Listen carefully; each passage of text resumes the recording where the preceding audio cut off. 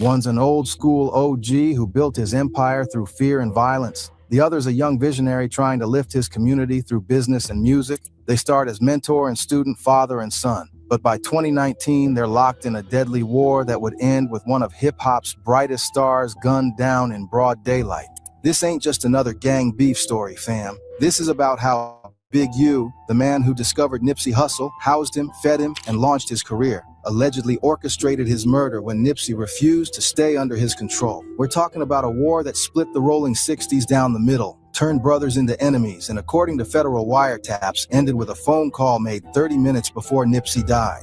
The streets of Crenshaw became a battlefield where loyalty meant nothing and respect was earned through bloodshed, where a diss track could start a war and a recording studio in a basement became ground zero for hip-hop's most tragic betrayal. This is the story of how Big U's empire crumbled when he couldn't control the monster he created, and how that monster's refusal to bow down cost his life. By the end of this video, you'll understand why federal investigators are now trying to connect Big U to Nipsey's murder through a RICO case that's shaking LA to its core. You'll hear the evidence that suggests Eric Holder didn't act alone. And you'll learn why a simple phone call might be the smoking gun that finally brings down one of LA's most feared gangsters. So stay locked in, because this war goes deeper than anyone imagined, and the truth is more sinister than any street legend you've ever heard. To understand this war, you gotta understand the players. And there's two more different cats from the same hood than Big U and Nipsey Hussle. Eugene Henley Jr., better known as Big U, was already a legend in South Central by the time Nipsey was even born. Standing 6 feet 5 inches with the kind of presence that made grown men step aside, Big U wasn't just another gang member. He was the rolling 60s incarnate, a walking embodiment of everything the set represented. Born in 1966, Big U came up during the crack epidemic when LA's streets were a war zone, and survival meant being more ruthless than the next man. By the early 90s, he'd earned his stripes through violence, intimidation, and an iron will that refused to bend. Gang experts would later describe him as a leader, if not the top man, of the rolling 60s Crips, a position he earned through blood and maintained through fear. But his reign got cut short in December 1991 when the feds caught him in a drug sting operation. They handed him 23 years in federal prison, thinking they'd broken the back of one of LA's most dangerous gang leaders. They were wrong. Prison only made Big U smarter, more calculating, and hungrier for the power he'd lost. While Big U was locked up, learning the game from older convicts and planning his comeback, a young kid named Ermias Joseph Asgadam was growing up just blocks away from where Big U used to run things. Born August 15, 1985, Ermias was different from the jump. Smart, ambitious, with a natural charisma that drew people to him like a magnet. But the streets still called to him. At 14, he made the decision that would change his life forever. He joined the rolling 60s neighborhood Crips and took the name Nipsey Hussle,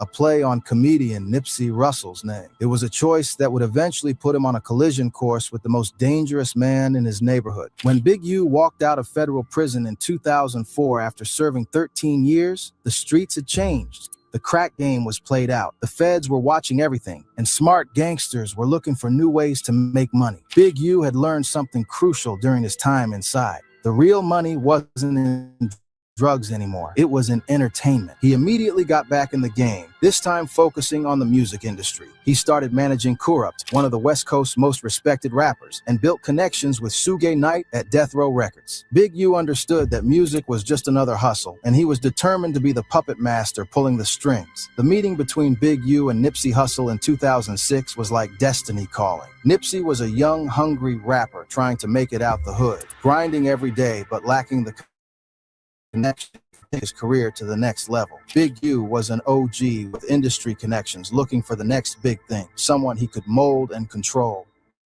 I see greatness, to be honest. Big U said he needed. You know how somebody can walk in the room but this wasn't a business relationship. Big U took Nipsey under his wing like a father takes in a son. He signed Nipsey to his production company, Unique Music, but more than that, he opened his home to him. Nipsey actually lived with Big U's family for a period, recording his first tracks in a studio Big U built in his basement. This was unprecedented in gang culture. OGs don't usually open their homes to young soldiers, don't usually invest their own money in someone else's dreams. But Big U saw something special in Nipsey, something that reminded him of his younger self. That hunger, that ambition, that refusal to accept the limitations the streets tried to impose. Nipsey was actually signed to me, Big U explained years later. He was signed to me for production, but I was also doing a little management too, me and Steve Lobel. Steve Lobel was the white manager Big U brought in to be the front man, someone who could navigate the corporate side of the music industry while Big U handled the streets. It was a smart play that showed Big U understood both worlds and knew how to manipulate them to his advantage. The early days were pure hustle, the kind of grind that builds legends. Big U would take Nipsey on tour in a mobile home, hitting city after city, building a fan base from the ground up one show at a time. We did that whole tour in a mobile home. We did it in a van, Big U remembered. The greatness of the hustle came out on that tour. We'd go city to city, and each city he'd pick up more people. Those tours were where Nipsey's legend was born, where he learned how to command a crowd and turn strangers into believers. They'd start shows with Nipsey opening for bigger acts in front of maybe 10 people, performing like his life depended on it, because in many ways it did. But his performance was so electric, so authentic, that by the fifth city, promoters were moving him up the lineup. His show was so good, they moved us from being the first opener all the way to him opening up right before game, Big U recalled, with what seemed like genuine pride. This was more than business for Big U. He genuinely loved Nipsey like a son, saw him as the heir to his empire, the young king who would carry on his legacy. He'd housed him, fed him, invested his own money in launching his career. In gang culture, that kind of loyalty creates bonds that are supposed to last forever. But in the music industry, nothing lasts forever, and success has a way of changing people. By 2009, cracks were starting to show in the relationship. Nipsey was growing as an artist and as a man, developing his own vision for his career and his community. He was starting to question the deal he'd signed with Big U, a 10-year production contract that wouldn't expire until 2019. For a young artist watching his career take off and seeing the money he was generating, that felt like a lifetime of servitude. The first major conflict came over something that might seem small to outsiders but represented everything wrong with their relationship: recording equipment. Big U had studio equipment at his shop that Nipsey had been using to record his music. When their business relationship started souring, Big U decided to reclaim what he saw as his property. Me and Nipsey had a fallout, Big U later explained with the casual tone of a man discussing the weather. He had my equipment and I wanted to use my equipment. He got mad because I got my equipment back. So then that's when our conflict started. But for Nipsey, this wasn't about equipment. It was about control, respect, and the fundamental question of who owned his artistic destiny. He felt like Big U was trying to extort him, using the tools of his trade as leverage to keep him in line. In Nipsey's mind, he'd outgrown his mentor and deserved to control his own destiny. The equipment dispute was really about something much deeper. Nipsey was starting to see Big U not as a father figure or mentor, but as another obstacle between him and his dreams. He was watching other artists blow up while he remained locked in a contract that gave Big U control over his music and a significant percentage of his earnings. Big U, on the other hand, felt betrayed. Here was a young man he'd discovered, housed, and launched to stardom who was now trying to cut him out of the profits. In Big U's mind, Nipsey owed him everything: his career, his success, even his life. The idea that Nipsey would try to break free was not just disrespectful, it was unthinkable. The tension simmered for months, with both men too proud to back down. Nipsey continued to build his career and his brand, while Big U watched his control slip away. Something had to give, and when it did, it would change both their lives forever. The breaking point came when Nipsey did something that, in gang culture, was unforgivable. He made a diss track about Big U. In 2010, Nipsey released a mixtape called The Marathon that would prove to be prophetic in more ways than one. Buried in the track list was a song called You Don't Have a Clue that to most listeners sounded like typical rap braggadocio. But to anyone who knew the situation between Nipsey and Big U, it was a declaration of war. The lyrics were surgical in their precision, each bar carefully crafted to cut deep. Came up tough, so I was never looking for a solution from you. F the middleman, don't expect no favors from me, 'cause I wasn't giving no favors. In those bars, Nipsey was telling the world that he didn't need Big U anymore, that he'd never really needed him, that Big U was just a middleman trying to control him, and that any success he'd achieved was through his own talent and hard work, not because of any favors from his former mentor. Nipsey's career, those words cut deeper than any knife. But it wasn't just the personal betrayal that stung, it was the public humiliation. In gang culture, respect is everything, and Nipsey had just disrespected Big U in front of the entire hip-hop world. The song spread through the streets like wildfire. Everyone in the rolling 60s knew what it meant, knew that Nipsey had just crossed a line that couldn't be uncrossed. In gang culture, you don't publicly disrespect an OG, especially not one who'd done as much for you as Big U had done for Nipsey. "He's supposed to make a diss song about me," Big U said later, his voice carrying the weight of wounded pride and barely contained rage. "Well, I ain't no rapper, I'm a scrapper, so we end up having to come talk about that." What Big U meant by "come talk about that" was what gang members called discipline. And in the rolling 60s, discipline could mean anything from a beating to something much worse. The diss track had started a war, and Big U was determined to win it. The confrontation that would define their relationship happened at the most iconic intersection in rolling 60s territory, Crenshaw and Slauson. This wasn't just any street corner, this was the heart of the neighborhood, the place where the set's power was most visible and most absolute. Big U rolled up with some homies, ready to teach Nipsey a lesson about respect that he'd never forget. But Nipsey wasn't the same scared kid who'd lived in Big U's basement.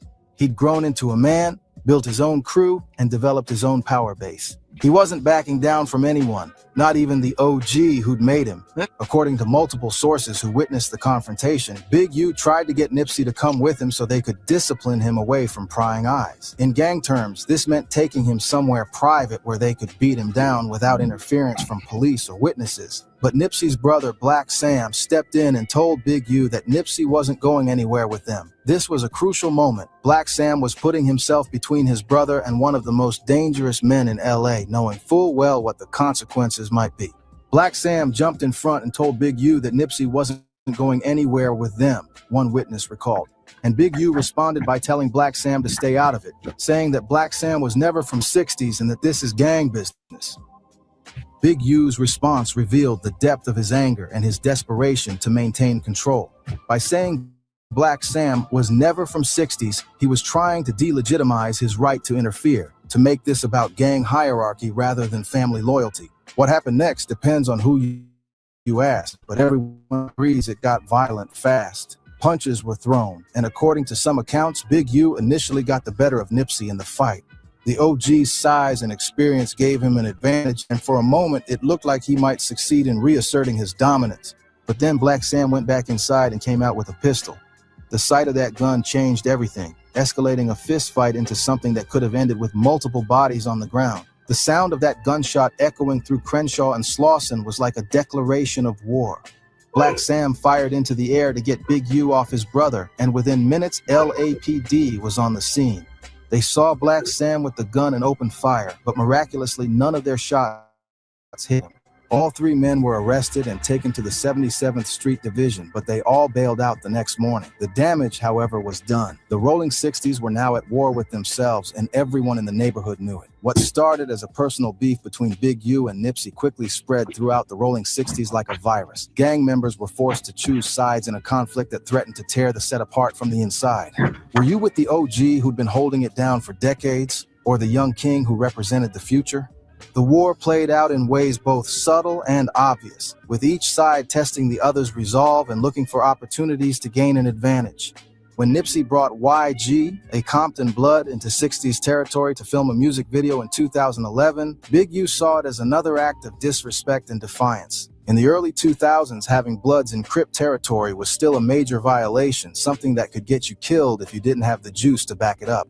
But Nipsey was making a statement. He didn't need Big U's permission to move around LA or to collaborate with whoever he wanted. According to sources, Nipsey had to defend his decision by fighting multiple 60s members just to have YG in their hood, but he stood his ground, proving that he was willing to go to war to maintain his independence. The love was reciprocated when YG invited him to Treetop Piru territory to film the "I'm a Thug" video, further cementing their alliance.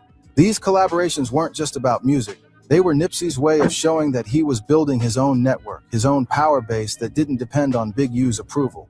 He was forming alliances outside the traditional gang, creating a new model of artists could move through LA's complex web of street politics.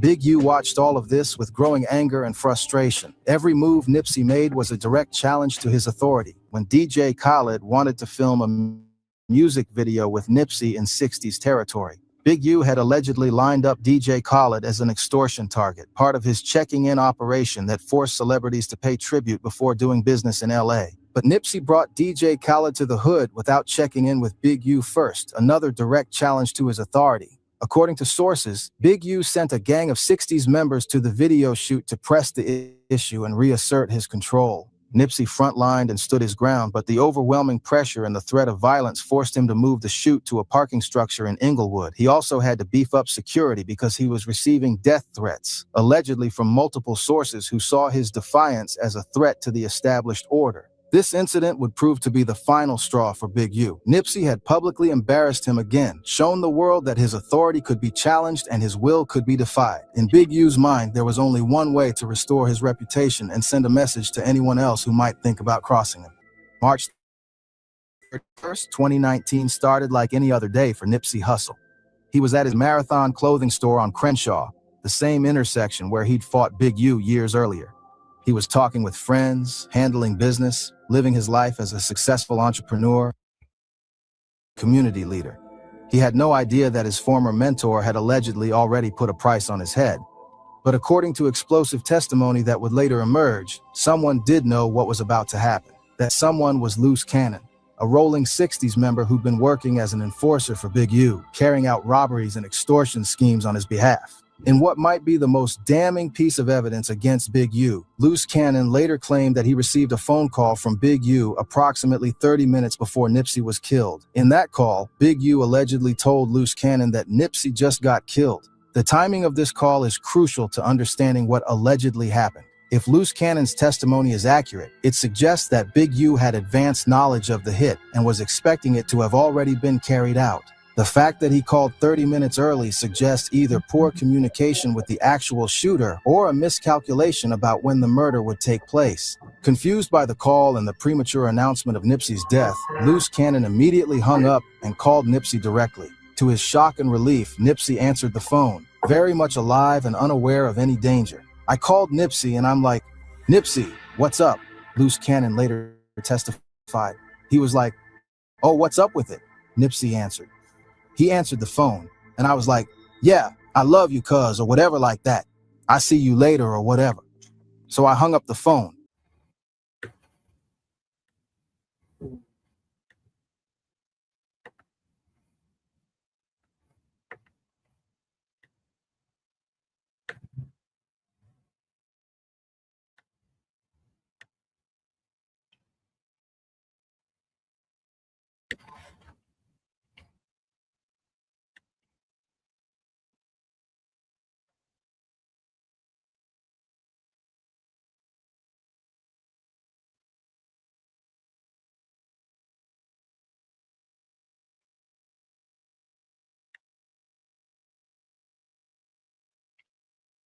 Federal investigators started piecing together the timeline of events surrounding Nipsey's murder. At approximately 3:20 p.m. on March 31st, 2019, Eric Holder approached Nipsey Hussle and three other men standing in front of the Marathon clothing store. According to LAPD, Holder had been there earlier, engaging the group in conversation before leaving and returning with a handgun. The conversation that preceded the shooting has been the subject of much speculation and investigation. The official story is that Nipsey called Holder a snitch, leading to the fatal confrontation. But many people, including those close to Nipsey, believe there was more to it than a spontaneous argument about snitching. Surveillance video from an adjacent business captured the moment that changed hip-hop forever. Holder opens fire, and Nipsey and another man fall to the ground as the others run from the gunfire. Nipsey was struck multiple times and died at the scene, his blood staining the same concrete where he'd once fought Big U for his independence. The murder sent shockwaves through the hip-hop community and beyond. Nipsey wasn't just another rapper who'd been killed in gang violence.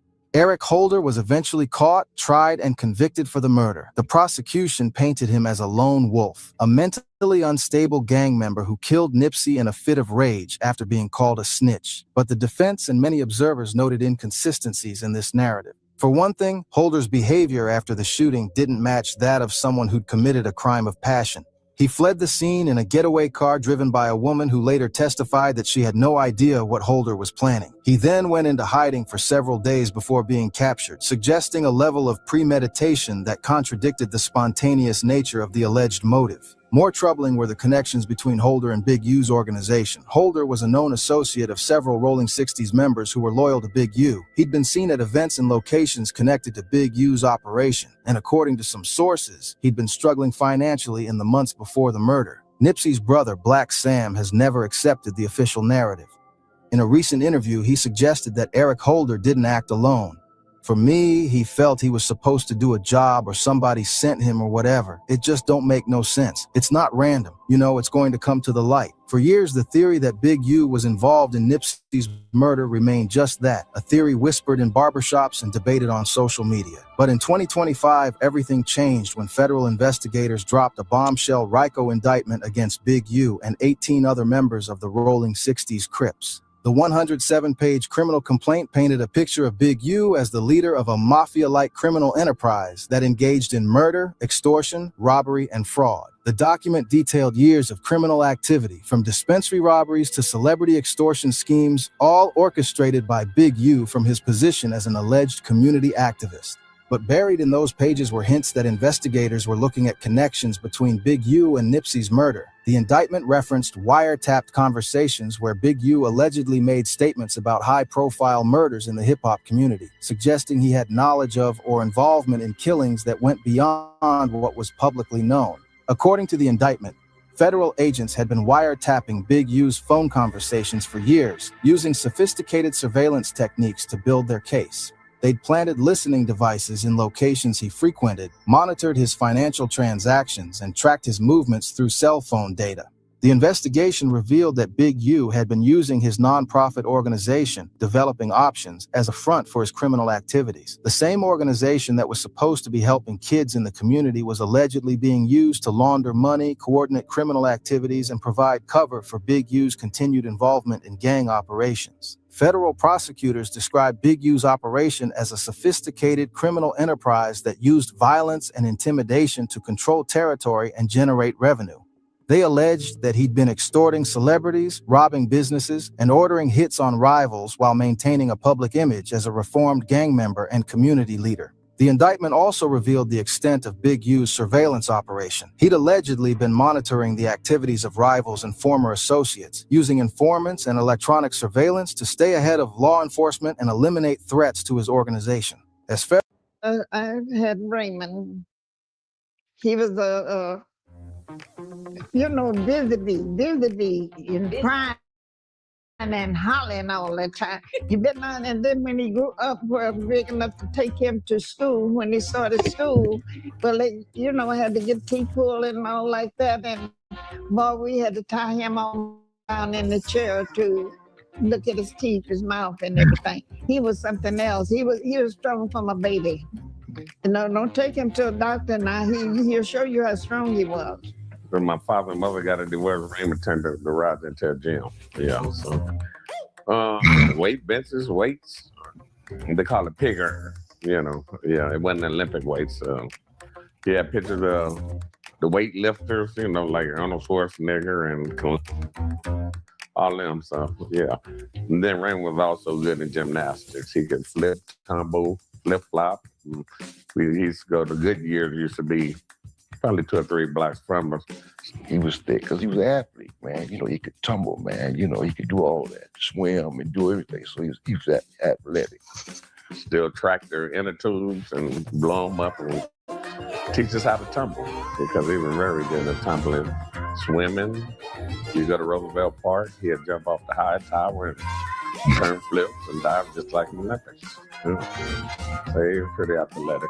And him and Raymond grew up together because there's 1 year between him and Raymond. So therefore, he knew more about Raymond than the other boys did, because the other boys was big enough to go on about their business and let Raymond and Gerard do what they were doing, My mother got a divorce in about 67, 68. And so my brother, I'm more closer to Raymond. We was more the same age brackets. Yeah, my other brothers, they went to the Marines and Vietnam and the Army. So it was me, Reggie, and Raymond left at the house.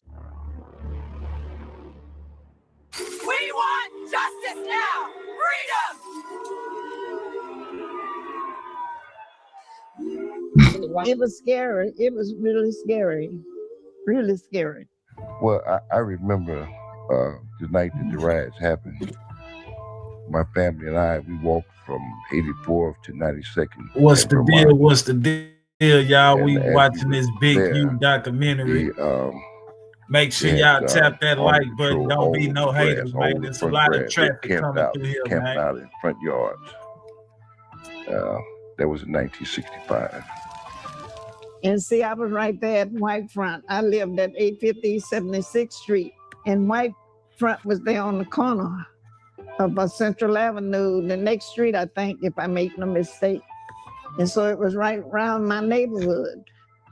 So it was scary. And the police and everything, you know, going to work. Well, I think I had changed from days to nights then. I kept a dog, and that's one time I kept a dog in the house with me. The riots started, and they start burning up L.A. What was his name that ran the radio station back in the day? And he was saying, burn, baby, burn. Listen to the radio, TV. They were saying, burn, baby, burn on KGFJ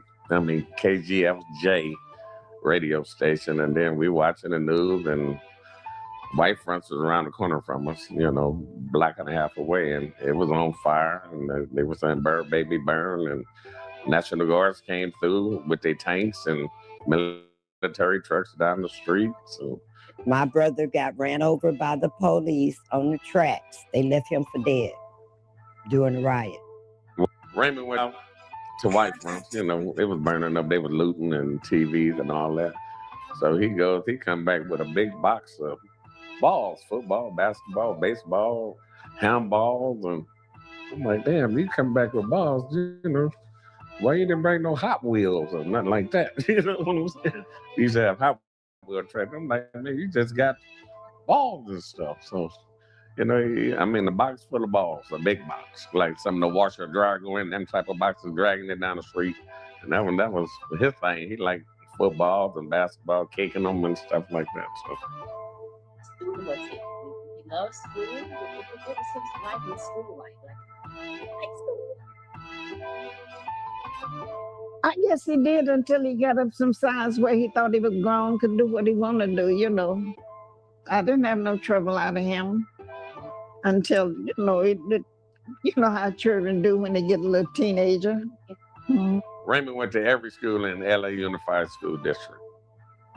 And then they kicked him out of LA Unified School District and got to send him to the Valley, busted him out, I guess. Started off going to Edison, went to Drew, went to Reese, all boys school. Now it's Bethune Junior High, and Fremont, Washington, Locke. I mean, every school he got kicked out of all the schools. Any predominantly Black or predominantly Latino school had to have 70% white principals, teachers, personnel. So if you went to school in LA, 70% of your teachers from the time you were in kindergarten to the time you graduated were white. Mm-hmm. And the reason they were there is because it created a situation where Black schools always needed white teachers. So if you were a pedophile or a pervert, you were dumped on LA, on South Central LA. So your teachers were the most egregiously perverse individuals in the whole city. It was like, after the Watts riots, you either joined the Nation of Islam, you joined the Black Panthers, or there were a lot of local organizations, Black. Redmond Washington looked up to Bunchy Carter, but then he became the leader of the Black Panthers. Very militant, you know. One of them kind of brothers would have been a general in the army, you know. Black Panthers party at the time, they had their little setup on 78th off McKinley between McKinley and Stanford on 70th Street. Because I used to go eat breakfast there, you know, on the way to school. I didn't like the school food. And then we have our principal he would stand at the corner and see which kids going there to eat breakfast, you know. And so we'll sneak and eat breakfast there. Then they serve better food than we had at school.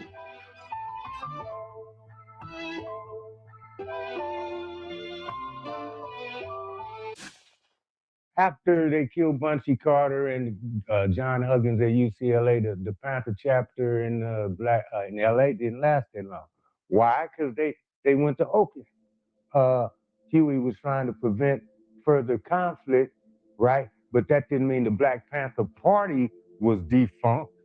That just means the leadership was removed to a safer location. That's all that meant.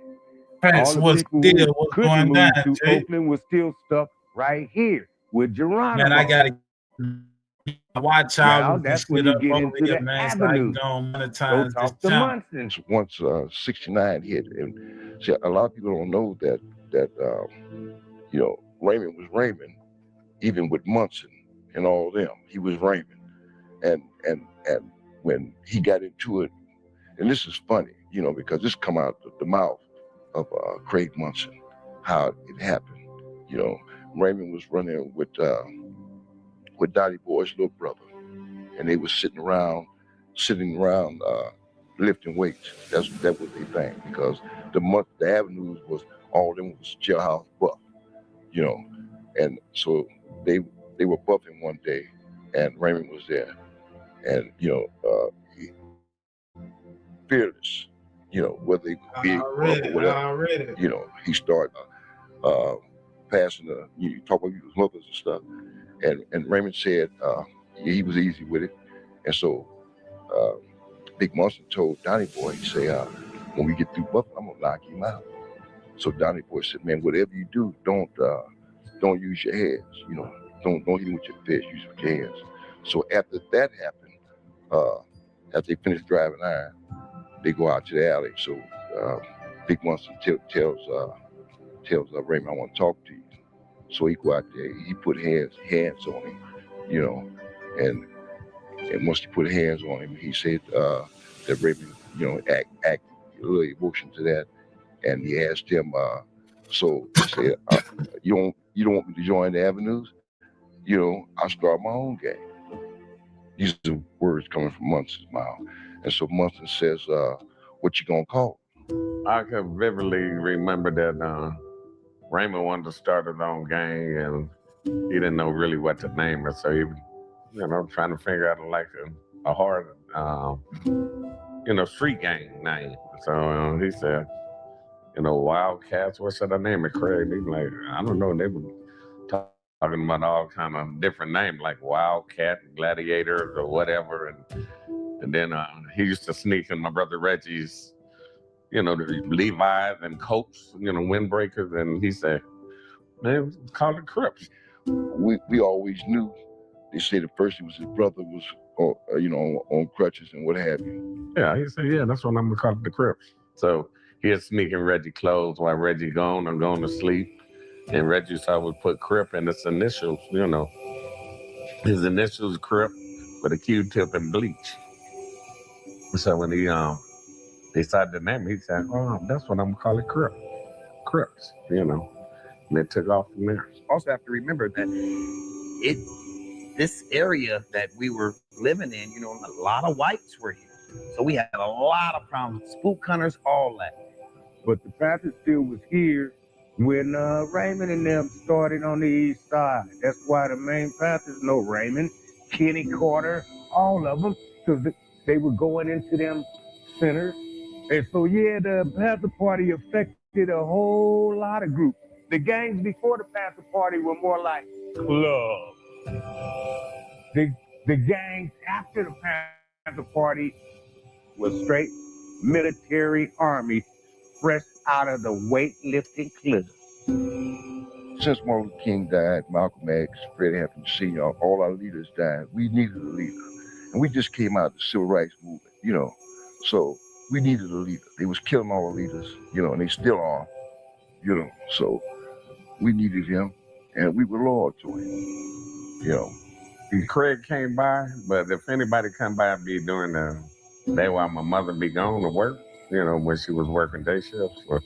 But she didn't mind Craig coming by, stopping by sometimes. When I leave to get in my car and go to work, Craig would be somewhere on the corner watching me.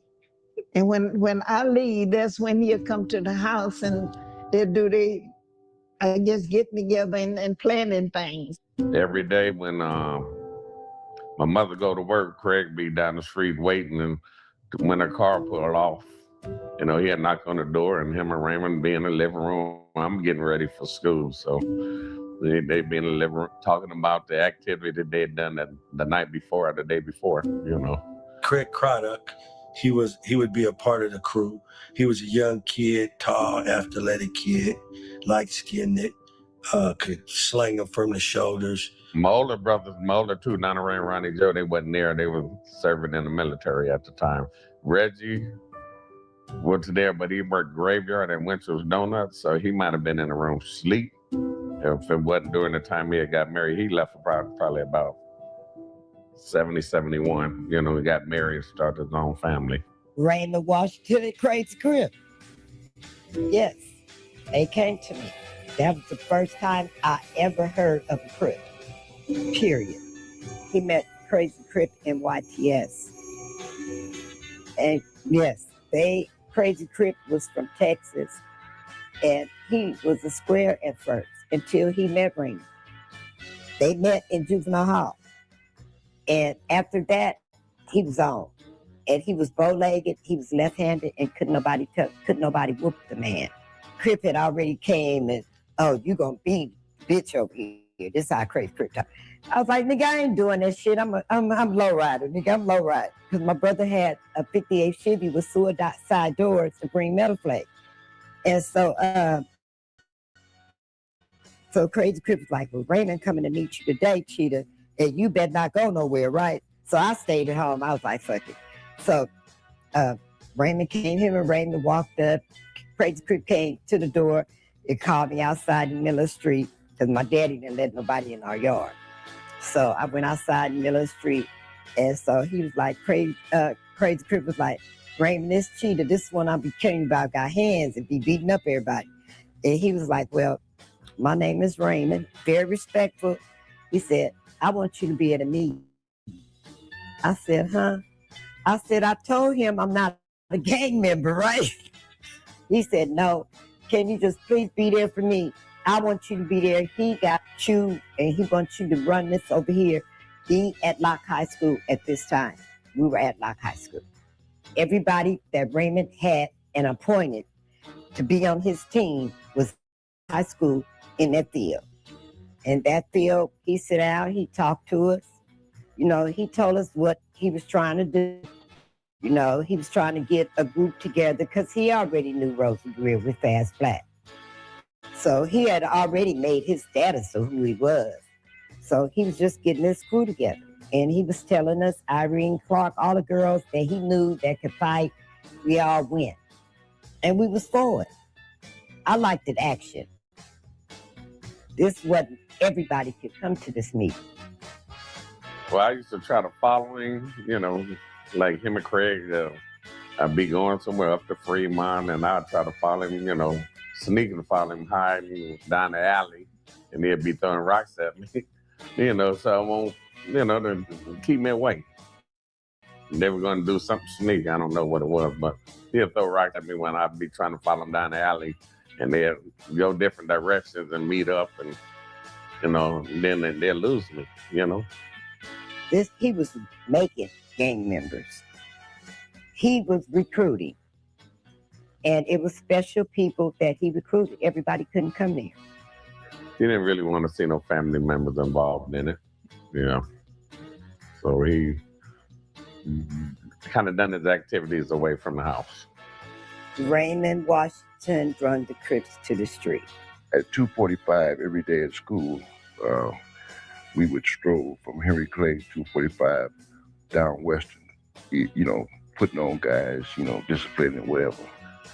And a guy ran down from Imperial and Western out of breath.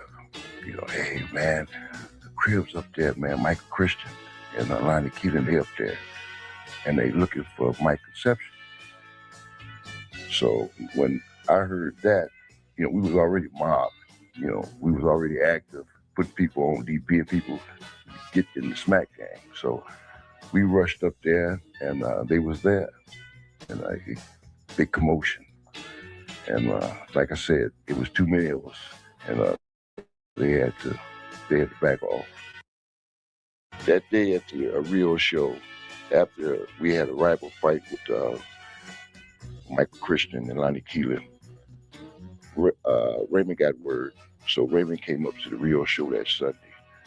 And when he did, it was during intermission time. And we all came out to the lobby. And Raymond was standing outside across the street from the Rio show. There used to be a bank there. And he was standing outside looking in the show. So, you know, we didn't know whether to be ready for him or to, you know, or what, you know. But he was standing out there, you know.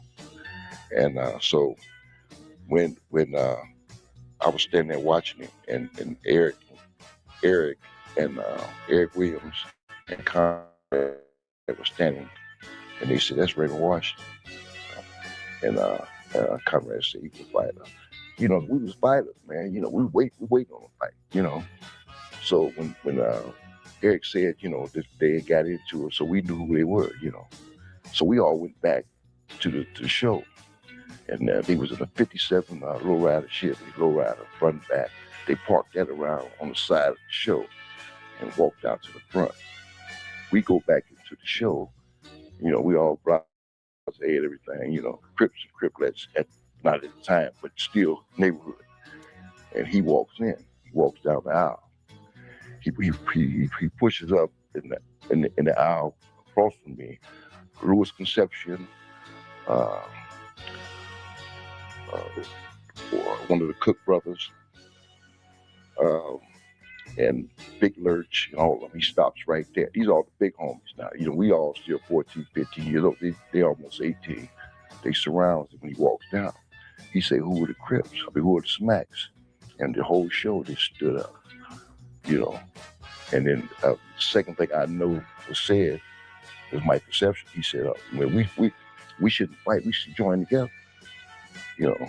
So at that point, we scheduled a meeting at Washington High at 5 o'clock that Monday. And when we got to the meeting, Melvin Hardy, most everybody that was original Smacks, you know, had met at the Washington on the gym field. And after the meeting, he says, "Who y'all want to pick for a leader?" We was deep. We was deep that day at the meeting at Washington High. We had all our original Smack crew there. Melvin Hardy, Warlock, Archie Crump, the Moody's. We walked from 113 at Melvin Hardy's house. We walked from there. We met there for the meeting, and we walked down Dinker into Washington High, into the football field. And Raymond was standing there with Curtis Swan, Eki, number one, and Hatchet, and a few more. And he had a lot of people following behind him, you know, come up to the schools. He had 15, 20 people with him, behind him, even in junior high.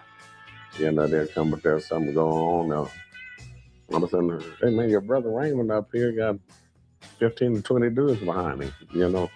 So he's just coming through to show their dominance. Trey Craddock was with Raymond at the meeting. The first meeting we had with them, and we called that Crip conglomeration, and with the east side and the west side. That was the first meeting, 1971. That was the first meeting.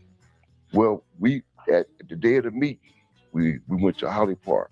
We all strolled to Holly Park, and I remember this day like it was yesterday. Big Lurch, he's one of the reptiles of the neighborhood. He was standing there. Raymond called him out, checked him real good, you know. And we just went on. And then after that, you know, Raymond took to me. We started hanging around. I introduced him to all of the people in the hoods and, you know, everything. And we out in Hawthorne. And we over to Linda McDay's house. Linda McDay, Cheryl Bradley, all of them. They was some of the girls that hung together. We all over there. he introduces himself. He says, y'all Raymond Washington, the East Side, and this Bradford usually the West Side. You know, like it was yesterday. We had mandatory meetings, you know, and we would talk about what we were going to do that weekend, what we was going to do, what we were going to the concerts or whatever we was going to do. And Raymond would do this on all sides, Compton, East Side, and the West Side, you know. And we just came real tight with the East Side and Compton after we joined the Crips. It was founded in 1969, and Raymond met Tookie about 71, maybe 72. Well, Stanley was doing time in YTS. He came home after we had the meeting in Washington, you know. And then when he came home under Bob Simmons, you know, Compton. Bob Simmons went to court for him. And when he went to court for him, he was under tutelage of Bob Simmons. And that's when he went to Factory Brookings. When Tookie came, was introduced to us, he came to Melvin Hardy's house, very humble, you know, nice, likable. You know, we all took to him, you know. Raymond didn't have no problem with nobody, you know. It was a word going around, you know what I'm saying, once he got home that, you know, he was going to try to go up against Raymond, you know. And the little clip that they showed with Raymond and Tookie coming together and all that, and they joined together. No, it wasn't that. But Tookie was trying to, you know, go against Raymond. You know, he was trying to call Raymond out, but Tookie wasn't no fighter. He definitely couldn't deal with Raymond, you know. And when we came together that day, you know, Tookie had smiles on his face, you know, because Raymond would tear into him. He was serious about his, you know. So, and that was the name of that. Well, you know, at first, both of them being, you know, they were kind of tense and shit because even Tookie was tense with my baby daddy, and they all came together. It wasn't like they were formed to be against each other. They wasn't trying to be like that. People wanted that. People tried to make it happen like that, but it just didn't happen. Because Tookie did this, and the niggas surround you. Gerald hit a phone, the park is full. Raymond, he ain't gonna do nothing but throw his hand up. Niggas gonna make calls for him. So niggas couldn't do that back in the day. And they mad about it. Really, it was just like telling people I was kin of Michael Jackson. You know what I'm saying? I mean, every day, you know, I tell somebody come back to Raymond Washington, your brother. And I'm like, yeah, and then they'll go tell their friends, and their friends will come and ask me. And I got to the point, and I'm like, who is Raymond Washington? Didn't he start the Crips? Oh, yeah, I heard of him before because I didn't know, you know, what type of enemies Raymond had. So I didn't want to put myself in danger either, you know. I met Raymond Washington in 1970 in a small park off of Manchester called St. Andrews. Well, I told Little Took that I wanted to meet Raymond, and he came over and told me that Raymond was up at the park. You know, they're going to have a meeting up there. His Little Took's little brother. So we got on our bikes and we rode up there, and I got to see Raymond for the first time. And I told him that I wanted to be initiated, and I let it be known that I wanted to be a Crip. You know, I wanted to be initiated. And Raymond started laughing, and he said, well, there's no initiations, you know, going to be taking place today. When I first met Raymond Washington personally was in 1971. It was at Sportsman's Park. He was playing basketball. Cookie and Blackie decided that they should dispatch me to him because my street was closer to his side. That's when I met them. So after that, they sent me to Raymond. And so we met him at the park. And then my second time I seen him, I was coming from Blackie's house, which is south. I'm coming north from 102nd in Vermont. And I see Raymond mobbing down the street, coming from east to west, going to the park with about 150 children. And he in the middle of it, up in the air with his hands like this. So he see me. and he screams at me, and I runs over there, and so I start getting introduced to all the East Side people. And David, that's Happy, and all them people, Bonnie was with him, I always knew. And so we blocked the street, looted the store on Westwood, had a football game, East Side versus West Side. Had a good time. We became this riding crew because we had kids. So Craig Raddock, all them. You had the crew, and then you had crews. But Raymond had like the crew was a football team. Craig Raddock, Blackie, Buck, all them kind of neighborhoods. Armed vehicle force. Matter of fact, when we were so close with Raymond, that he caught a case. He was at juvenile hall. Me, Melvin Hardy, Warlock, all of us. We caught the bus to go to Central Juvenile Hall, you know, to back him, you know. So we always, you know, he always been, you know, called it a leader, called it the godfather, whatever. He was always that with us. Do you remember what year he was in juvenile hall? Just 71. 71. 71. Okay, so y'all just became Crips. Yeah, we just became Crips. That's how loyal we was to him. That's where we ended up eventually on 76 on Wadsworth. And that's where I met Raymond, because he lived next door, the third house from the corner. And like I said, when I met him, I was sitting on my porch playing with one of those, you know, the BB guns that you can cock back like a 45. So I was shooting into the grass. So Raymond walked out the house and looked at me, he stopped. And then he said, "Who are you?" I said, "I just moved here." Right? And that's when he told me, "See, I'm Raymond Washington, leader of the East Side Crips." What year when you lived next door to Raymond? That was, like I said, the early 70s. Yes. Describe the neighborhood during the early 70s. That neighborhood looked good. Now, if you go over and look at it now, it looks horrible. When I came aware again when I met Raymond. When he said he was leader of East Side Crips. And I heard of the Crips, right? But I didn't know I was living next door to Raymond. I did hear of Raymond Washington, but I didn't know I lived next door to him. So, to me, as he started coming out the house, he'd speak to me and stuff, he became cool with me. And like I said, he got me out of a jam. I mentioned this a while back. I had a CO2 pistol and I was shooting it through, they had a tree in it, Raymond had a tree in their backyard. And I was shooting through the tree, but I didn't know I was shooting the house over windows out. So the guys who stayed there, I guess they were adults. So they came out, because I didn't shoot their windows out, and they wanted to jump on me.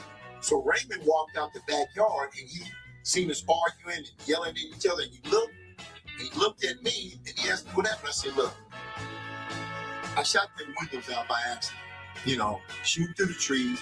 So they were still trying to make an issue out of it, and Raymond wolfed on him and made him back down. You know? So I said, "Well, he ain't that bad, you know?" But he made him back down. Because I wasn't trying to fight no adults and I was a teenager. He didn't like Raymond the type. He didn't like nobody being bullied and, you know, taken advantage of. Big Crowbar was kind of picking on my mother and my aunties. So they called my dad. My dad tried to run him off the road and beat him up. You know, but Big Crowbar was a picture of a little bitty guy. You know, so pretty sure he couldn't mess with them hands anyway. And so you mad about the real history? Because if you knew about gangbanging in our history came to take care of our neighborhoods where people was coming in, robbing our elders for their 1st and 15th check. And Raymond made that note, we're gonna take care of our own hoods. Ain't nobody coming to rob our elders. That's what Raymond put down. Now ask everybody about that, and we start securing our neighborhoods on the 1st and 15th, motherfuckers wasn't coming to rob our elders for their checks. If I was getting chased by police or whatever, I could run to any neighborhood and find sanctuary. As opposed to now, you run to somebody's neighborhood, you don't know if they're gonna kill you.